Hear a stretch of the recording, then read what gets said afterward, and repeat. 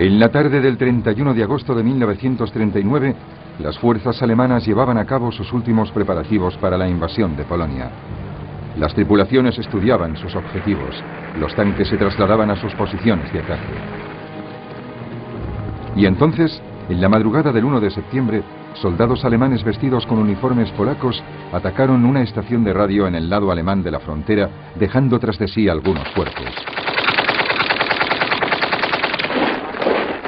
Esta sería la agresión que Hitler utilizaría más tarde para justificar su ataque.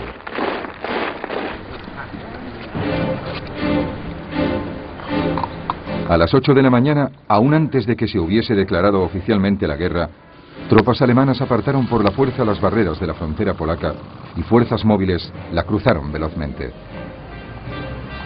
2 días más tarde, el 3 de septiembre, Gran Bretaña y Francia declaraban la guerra a Alemania, haciendo honor a su promesa de estar dispuestas a socorrer a Polonia. Pero para entonces Polonia ya estaba teniendo graves dificultades. No solo los alemanes superaban en número a los polacos, sino que estos se enfrentaban a una nueva forma de guerra para la que estaban mal preparados, la Blitzkrieg o guerra relámpago.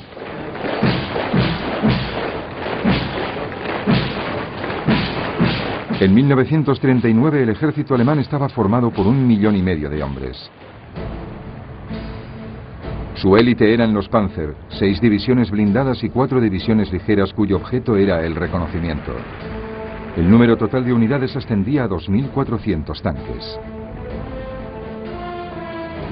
Estas habían sido preparadas para atravesar las defensas del enemigo y atacar en profundidad, cortando las comunicaciones y propagando la confusión.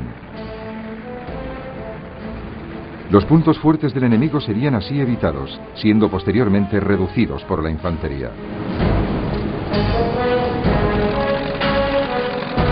La nueva fuerza aérea alemana, la Luftwaffe, también había sido diseñada para la Blitzkrieg. Contaba con 2.500 aviones para hacer frente a los polacos.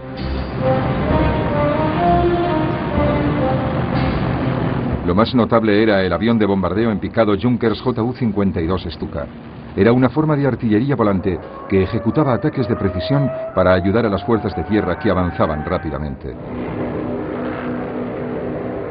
Los polacos solo podían reunir 600 aviones, la mayoría de ellos más viejos y peor equipados. En tierra, las cosas iban igual de mal. El ejército polaco solo contaba con 500.000 hombres. Tenía únicamente 880 tanques y contaba con 11 brigadas de caballería, lanzas y caballos contra el blindaje. Pero no fue solo el número de soldados lo que proporcionó una ventaja a los alemanes. Utilizaban los Panzers de una forma radicalmente nueva, como unidades separadas que atacaban con fuerza. Los tanques polacos se habían dispersado para poder ayudar a su infantería. El trabajo de los polacos se había vuelto aún más difícil después de que los alemanes tomasen el poder en Checoslovaquia. El oeste del país, incluyendo su capital Varsovia, estaba ahora rodeado por 3 lados de territorio controlado por los alemanes. Esta ventaja geográfica resultaba fundamental para el plan general del ejército alemán.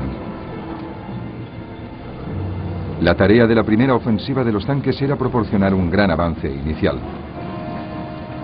Pero en realidad, ganar la guerra dependería de profundos movimientos de tenaza planificados para rodear y aplastar al enemigo. Estos serían ejecutados por el grupo del Ejército del Norte bajo las órdenes del general Fedor von Bock. Este lanzaría 2 ofensivas desde el nordeste de Alemania y Prusia Oriental. El grupo del Ejército del Sur, a las órdenes del general Kurt von Rundstedt, lanzaría 2 más desde Silesia y Eslovaquia. El objetivo sería que las tenazas se cerrasen cerca de Varsovia y Brest-Litovsk.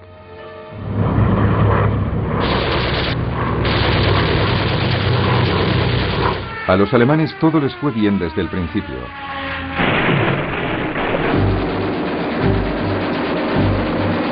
La fuerza aérea polaca fue eficazmente eliminada en los 2 primeros días.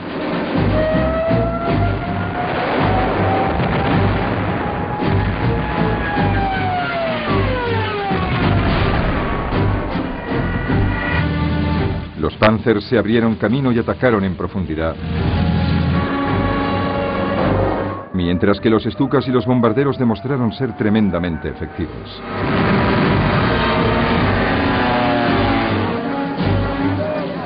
Los defensores polacos fueron divididos y separados, inmovilizados en bolsas que proporcionaron un gran número de prisioneros. La leyenda cuenta que algunas unidades de la caballería polaca intentaron valerosamente atacar a los Panzers, pero fue en vano. Las fuerzas polacas fueron superadas por la estrategia alemana y no pudieron mantener el ritmo rápido de sus enemigos. El ejército polaco fue simplemente barrido. El 8 de septiembre, las pinzas interiores se habían cerrado y las tropas alemanas seguían avanzando a las afueras de Varsovia.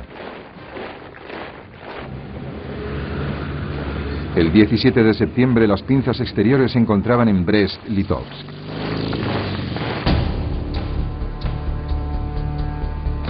El mismo día, aprovechando el acuerdo alcanzado entre Hitler y Stalin en el Pacto Germano-Soviético en 1939, las fuerzas soviéticas cruzaban la frontera polaca oriental. El ejército polaco se hallaba ahora en plena retirada, mientras que su gobierno huía al extranjero. Sin embargo, Varsovia continuaba luchando.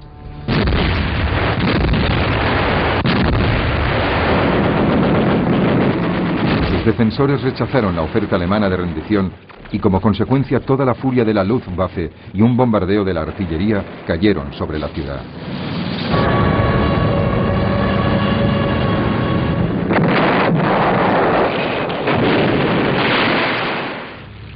Y ahí, observándolo todo, estaba Adolf Hitler, que había seguido de cerca a su ejército conquistador. El 27 de septiembre Varsovia se rendía. Al día siguiente, los vencedores, Alemania y Rusia, dividieron Polonia de acuerdo con el Pacto Germano-Soviético. La Unión Soviética se anexionó un poco más de la mitad del país hacia el este. Alemania se quedó con el resto. Los dos regímenes empezaron a perseguir a cualquiera que pudiese representar un peligro en el futuro. Muchas personas fueron asesinadas. Y por primera vez, los alemanes mostraron de qué forma se iban a comportar contra aquellos pueblos de la Europa del Este que consideraban inferiores. Mandaron a los Einsatzgruppen, o escuadrones especiales de las SS, para que llevasen a cabo redadas de judíos.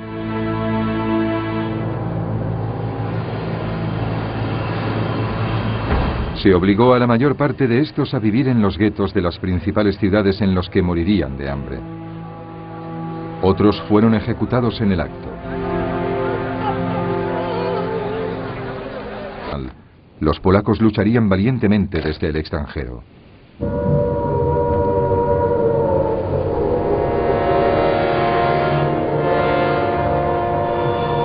En Gran Bretaña, las sirenas que avisaban de ataques aéreos habían empezado a oírse a los pocos minutos de que el primer ministro Neville Chamberlain anunciase el inicio de las hostilidades.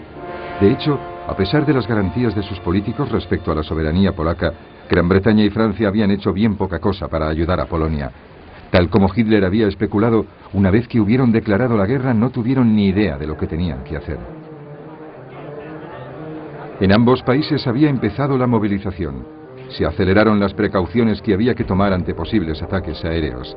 En las ciudades más importantes se situó armamento antiaéreo. Se construyeron refugios subterráneos. Enseguida se empezó a evacuar a los niños. Todo el mundo tenía que llevar máscaras antigas y se introdujo el llamado apagón ante los aviones enemigos. El ejército británico empezó a desplegar su muy reducida fuerza expedicionaria, formada por 4 divisiones en el norte de Francia. Las tropas francesas penetraron un poco en la frontera alemana, pero se negaron a avanzar más allá de la cobertura protectora de la artillería. La iniciativa seguía estando firmemente en manos de Hitler, y este por lo menos sí tenía claro qué iba a hacer a continuación.